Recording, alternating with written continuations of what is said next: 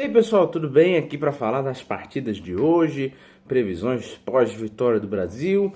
Hoje teremos Equador e Alemanha, teremos Curaçao e Costa do Marfim, teremos Holanda e Tunísia e Japão e Suécia. E para fechar também o grupo D, teremos Estados Unidos e Turquia e Paraguai e Austrália. Bom, grupo que joga primeiro é o grupo E, grupo da Alemanha, que tem jogo de vida ou morte, né? Nós temos o Equador, que chega nesse grupo com um status de possível zebra, um time que poderia gerar dificuldade, que poderia, quem sabe, até passar em segundo ou primeiro, dependendo do que fizesse contra a Alemanha, jogo de hoje, mas chega para esse jogo numa situação completamente diferente do esperado.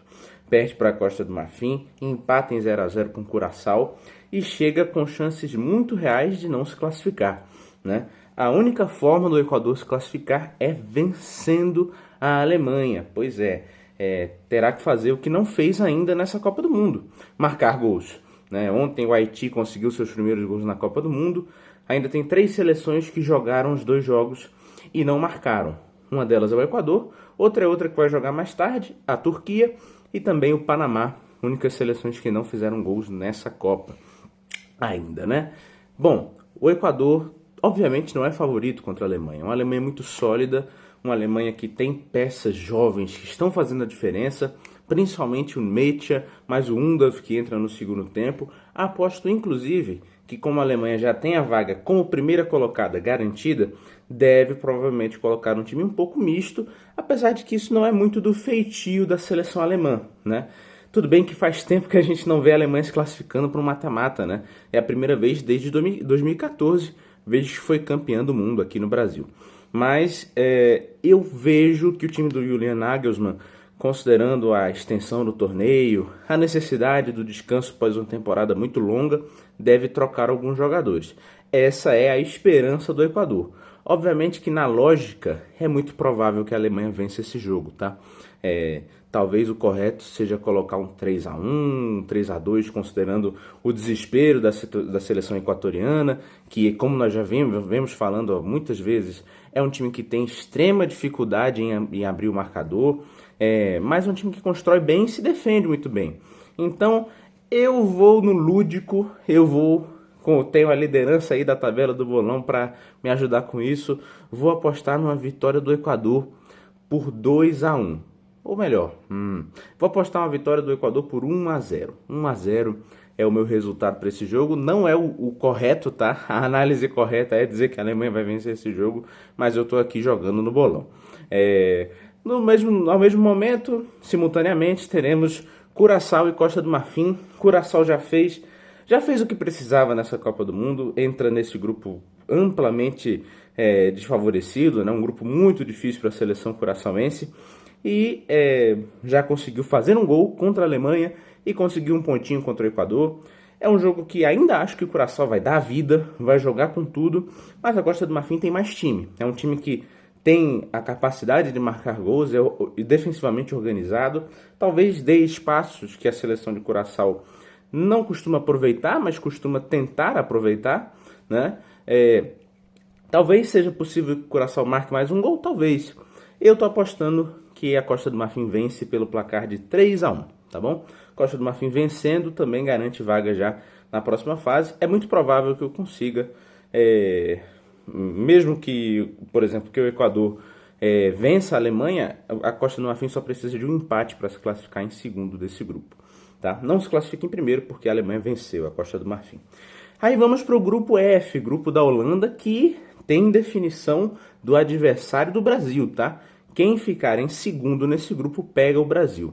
Pode ser Holanda, pode ser Japão, pode ser Suécia. Eu acho mais improvável que seja Holanda. Explico por quê. A Holanda vai pegar a Tunísia. A Tunísia, assim, já não esperava muito, mas pelo futebol apresentado é uma das minhas grandes decepções dessa Copa do Mundo. esperava-se que o Haiti fosse a pior seleção da Copa, esperava-se que fosse Curaçao, esperava-se que fosse a Nova Zelândia, mas para mim a pior seleção dessa Copa do Mundo foi a Tunísia. A Tunísia mostrou um futebol pobre, desorganizado, sem ideia clara de como chegar ao gol e sem uma estrutura defensiva forte. Então, em 2 jogos já sofreu 9 gols. É a pior defesa da Copa do Mundo. Então, assim, e ainda com troca de treinador no meio do torneio, chega o Hervé Renard, a Tunísia acho que pode sair dessa Copa sem pontos, ainda mais considerando uma Holanda muito forte, né? Uma Holanda que joga 2 partidas, uma que tem aquela pouca eficiência, né? Um time no meio campo muito fluido, muito bom, uma defesa forte, com um ala que apoia demais e apoia bem, mas conseguiu no último jogo ajustar isso que precisava, o último terço, os gols, né? Com a presença diária do Brobbey, com o Gakpo brilhando. Então, eu acho que mesmo que a Holanda coloque um time misto, eu acho possível, mas não sei se vai acontecer, porque a gente tem que considerar que a Holanda ainda está brigando, não tem primeira vaga garantida, não tem primeiro lugar garantido. Se a Holanda, por exemplo, não vence e o Japão vence, a Holanda perde o primeiro lugar. Então, porque pensando na fase ou não do Brasil, que ontem melhorou muito, acho que a Holanda vai querer garantir o primeiro lugar sem pensar em qual vai ser o adversário da próxima fase. Se o fizer, ficando em primeiro, pega Marrocos na próxima fase, né? Acho que a Holanda vai vencer esse jogo, não sei se com tranquilidade, porque a Tunísia já está eliminada, mas talvez queira mostrar algum serviço. Acho ainda assim que será um jogo tranquilo, vou apostar num 3-0 para a seleção da Holanda, tá certo? E aí temos o jogo mais complicado desse grupo, um jogo que tem 2 seleções que brigam por vaga. A seleção da Suécia enfrenta o Japão e a Suécia parecia ter sua situação muito tranquila quando vence a Tunísia por 5-1, mas aí toma 5-1 na sequência, né? Algo que eu nunca vi antes. Você fazer uma goleada no primeiro jogo, tomar uma goleada no segundo e acaba zerando o seu saldo. Então a Suécia tem condições de ficar em terceiro lugar se perder para o Japão com 3 pontos e com saldo negativo. Ficaria, por exemplo, com a mesma situação da Coreia do Sul, né, que tem 3 pontos e menos 1, por exemplo, se a Suécia perde por 1 gol de diferença. Agora, a Suécia pode empatar, assim como o Japão, e assim como o Japão garantiria a vaga na próxima fase, os dois tendo, o Japão tendo 5 pontos, a Suécia tendo 4. Mas eu não sei se isso vai acontecer, né? O Japão é um time mais sólido, é um time mais organizado, é um time que varia de intensidade durante o jogo, pode em determinado momento segurar um pouco mais, pode em determinado momento acelerar com os pontas jogando de alas e criar um bloco de pressão bastante intenso. É um time do Japão que tem muitas variações de jogo, e isso pode dificultar o jogo da Suécia, que é um time que tem um plano de jogo bem básico, e que sempre vai apostar nele no entrosamento entre seus 2 jogadores de frente, né, entre Gyökeres e Isaac. Nisso, o Japão certamente terá a bola, certamente tende a propor o jogo, ou pode utilizar como arma o fato de tentar dar a bola à Suécia para que a Suécia proponha e assim se complique, perca bolas fáceis e abra espaço para o contra-ataque japonês. Acho que o Japão é favorito, acho que sim, mas eu vou apostar um pouco da garra da Suécia, um pouco do time defensivamente sólido que o Graham Potter tenta montar, e que funciona, pelo menos funcionou contra a Tunísia, mas lembrando uma Tunísia muito fraca. Vou apostar num 2-2 nesse jogo, mas reforço que o Japão é o favorito, tá? Se esse cenário se confirmar, nós teríamos Holanda e Marrocos, Brasil e Japão na próxima fase da Copa. E aí, fechando o dia, nós temos os jogos do grupo D, grupo dos Estados Unidos, que já tem o primeiro lugar do grupo garantido. Então, vejo muito provável que os Estados Unidos garantam ou coloquem alguns jogadores reservas, façam um time misto para enfrentar a Turquia. Turquia essa que já está eliminada, mas precisa fazer algo, marcar um gol, né? A Turquia ainda não fez gol na Copa do Mundo, quer pelo menos se despedir com alguma honra, né? Foram 2 jogos muito decepcionantes da Turquia. A Turquia conseguiu um feito inacreditável, né? Teve mais de 60 finalizações em 2 jogos e não conseguiu marcar nenhum gol, um feito inédito na história da Copa do Mundo.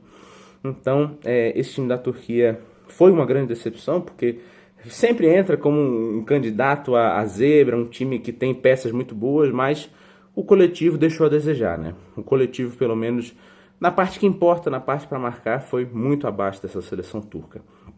Eu acho que a Turquia pode vencer esse jogo, pode naquela da saideira, pode conseguir algum ponto.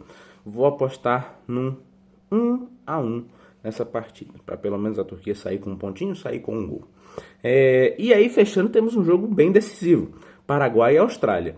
A equipe que vencer vai ficar na segunda posição, vai se classificar diretamente.